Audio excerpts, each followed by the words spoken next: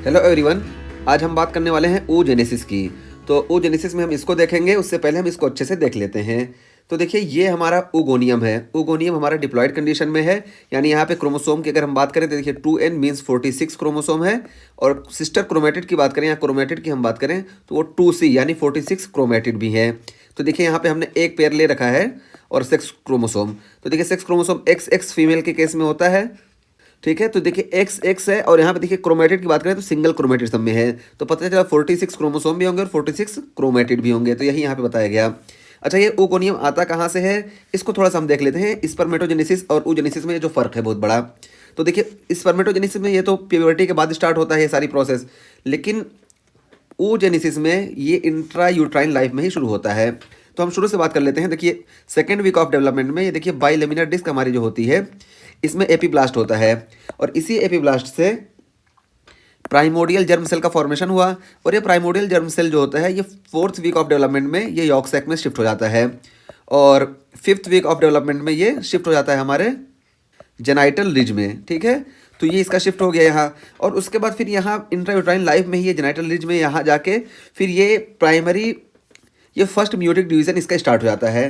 तो देखिए first meiotic division जब इसका स्टार्ट होगा तो देखिए 46 क्रोमोसोम है, तो म्यूटिक डिवीजन जब स्टार्ट होगा सबसे पहले इंटरफेस चलेगी। तो देखिए इंटरफेस रेप्लिकेशन फेज जिसको हम बोलते हैं।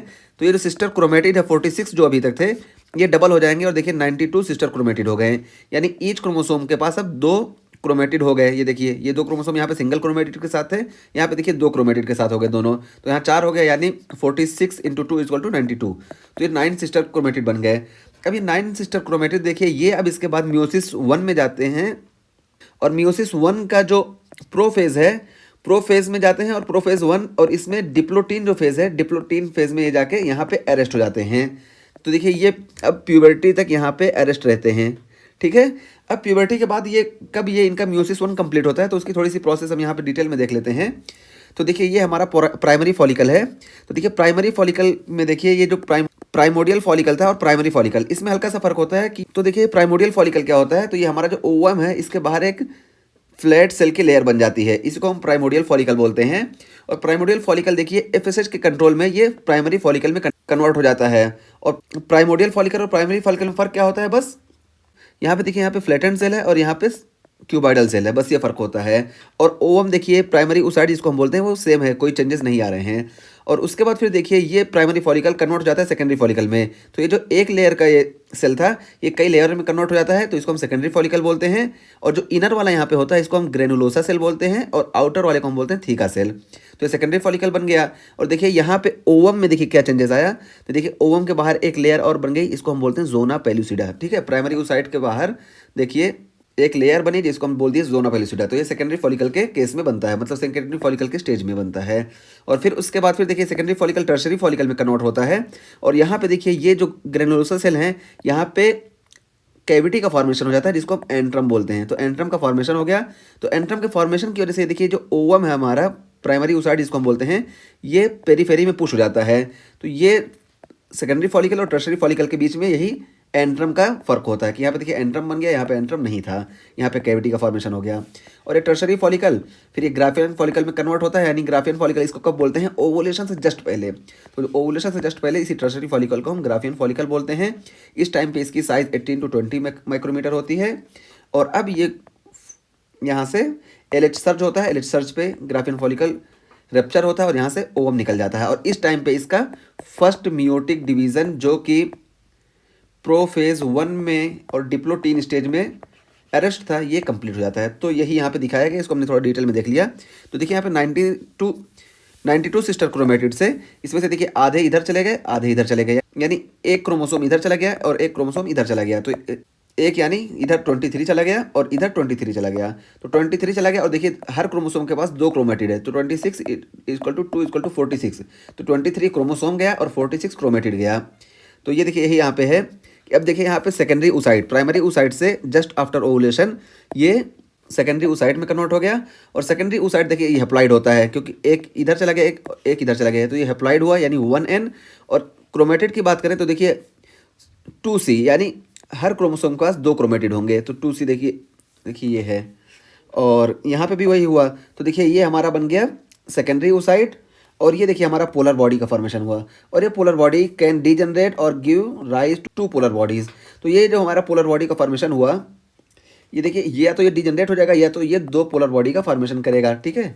ये इससे इतना हमें यहाँ पे मतलब नहीं है हमारा। यहाँ पे देखिए ये हमारा सेकेंडरी oocyte बना। अब सेकेंडरी oocyte देखिए ये फिर स्टार्ट होगा इसका सेकेंड मियोटिक डिवीज़न, और ये सेकेंड मियोटिक डिवीज़न जब स्टार्ट होगा तो ये मेटाफेज 2 में जाके ये अरेस्ट हो जाएगा। और जब फेज 2 में अरेस्ट होगा तो जब फर्टिलाइजेशन होता है और स्पर्म आता है तो स्पर्म से ये सेंट्रियोल को लेता है और उससे इसका मेटाफेज में जो अरेस्ट था वो आगे एक प्रोसेस स्टार्ट होती है और सेकेंड म्यूटिक डिवीज़न कंप्लीट होता है। और जब सेकेंड म्यूटिक डिवीज़न कंप्लीट होगा तो देखिए इसमें से सिस्टर क्रोमेटिड एक इधर चला गया सेकेंडरी पोलर बॉडी के पास, और ये देखिए ये वाला जो है एक चला गया हमारे ओवम के पास। तो ओवम के पास देखिए ये हेप्लॉइड कंडीशन में है, यहाँ पे रिडक्शनल डिवीजन नहीं होता है सेकंड म्यूटिक डिवीजन में, तो इस वजह से देखिए ये हेप्लॉइड यहाँ पे भी था, यहाँ पे भी हेप्लॉइड है।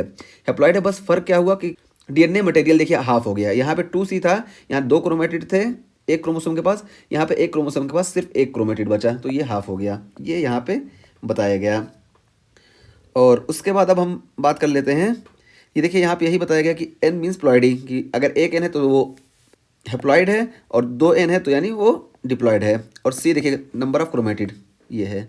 और उसके बाद क्या बताया गया, oogenesis। oogenesis क्या है कि primary oocytes begin meiosis 1 during fetal life and complete meiosis 1 just period to ovulation.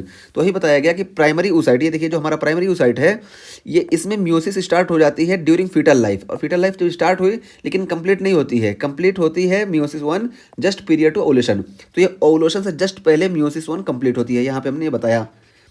और उसके बाद फिर meiosis 1 is arrested in prophase 1।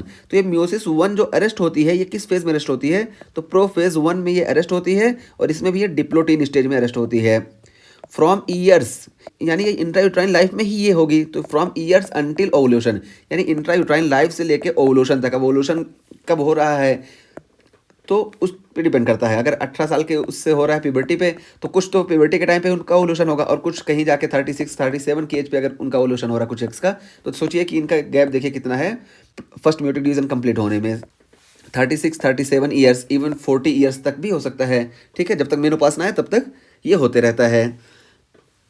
और अब क्या बताया जा रहा है कि meiosis 2 is arrested in metaphase 2।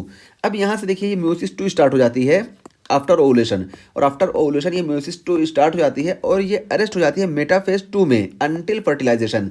तो जब तक फर्टिलाइजेशन नहीं होता है तब तक मियोसिस 2 भी अरेस्ट रहती है, और फर्टिलाइजेशन के वक्त जो होता है ये मियोसिस 2 कंप्लीट होती है। तो देखिए मियोसिस 2 जब कंप्लीट होगी तो सेकेंडरी oocyte का फॉर्मेशन होगा। तो सेकेंडरी oocyte में मियोसिस 2 कंप्लीट होगी, और फिर वहाँ से जब मियोसिस 2 कंप्लीट होगी फॉरन फर्टिलाइजेशन हो जाएगा, फिर वहाँ से जाइगोट का फॉर्मेशन हो जाएगा। और उसके बाद बताया गया कि if fertilisation does not occur within 1 days. तो यहाँ से जब ओवुलेशन हो जाता है, ओवुलेशन के बाद जब ओवम हमारा चला जाता है एम्पुला में, तो एम्पुला में अगर फर्टिलाइजेशन 1 दिन के अंदर नहीं हो रहा है तो ये सेकेंडरी oocyte जो हमारा है ये डीजनरेट कर जाएगा। तो इसको सेकेंडरी oocyte क्यों बोला गया, तो देखिए ये जो हमारा प्राइमरी oocyte से सेकेंडरी oocyte हुआ, अभी इसका जब मेटाफेज 2 कंप्लीट ही नहीं हुआ, यानी मियोसिस 2 कंप्लीट ही नहीं हुआ, तो ये सेकेंडरी oocyte ही तो रहेगा, ये मेच्योर ओवम में नहीं कन्वर्ट हो पाएगा।